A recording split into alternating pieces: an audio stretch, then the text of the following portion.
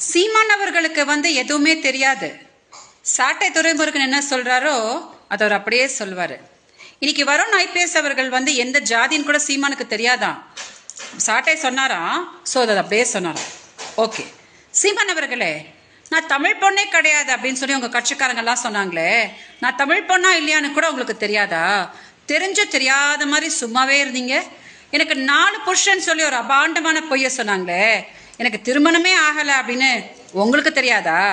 தெரிஞ்சு தெரியாத மாதிரி சும்மாவே இருந்தீங்க. இப்படி எதுவுமே தெரியாம தான் நீங்க தமிழ்நாட்டில் கட்சி நடத்திட்டு இருக்கீங்களா? ஓகே, போன வருஷம் நான் உங்க மேல கம்ப்ளைண்ட் கொடுத்தேன் இல்லையா கமிஷன் ஆஃபீஸ்ல, அது எதுக்கு கொடுத்தனாவது உங்களுக்கு தெரியுமா? நீங்க வந்தீங்க இல்லையா, மாசம் மாசம் நான் உன்னோட செலவுக்கு 50,000 ரூபாய் கொடுத்துட்றேன் அப்படின்னு சொல்லிட்டு போட்டுட்டு உங்க பாட்டுக்கு மரியாதையா போயிருந்தீங்கன்னா பிரச்சனையே இருந்திருக்காதுல்ல. மதுரை செல்வம் எனக்கு ஏதோ 1 கோடி கொடுத்துருக்கிறதா எனக்கு மெசேஜ் அனுப்புறான், போனை போடுறான், கொச்ச என்னை பேசுறான், யூடியூப் ரிட்டர்ஸ் சேனலுக்கு ஃபோன் பண்ணி அந்த மைனர் தம்பிக்கிட்டலாம் என்னை பத்தி கொச்சையா பேசுறான். இதெல்லாம் தாங்க முடியாம தானே நான் அக்காவை கூட்டிட்டு கம்ப்ளைண்ட் கொடுத்தேன். இது உங்களுக்கு தெரியாதா? என்கிட்ட வீடியோஸ் எல்லாம் வாங்கிட்டு இருந்தீங்களே, அதெல்லாம் உங்களுக்கு மறந்து போச்சா? உலகத்துல எந்த பெண்ணுக்கு அநியாயானாலும் உடனே குரல் கொடுத்துறீங்களே, எங்களெல்லாம் பார்த்தா உங்களுக்கு பெண்கள் மாதிரி தெரியலையா? இன்னைக்கு உங்க தம்பி ஏதோ ஒரு கேடுகட்ட வேலையை பண்ணிக்கிறானே, உடனே அவனை கட்சி விட்டு நீக்கிட்டீங்களே. மதுரை செல்வம் என்ன செய்வான் சார் பண்ணீங்க?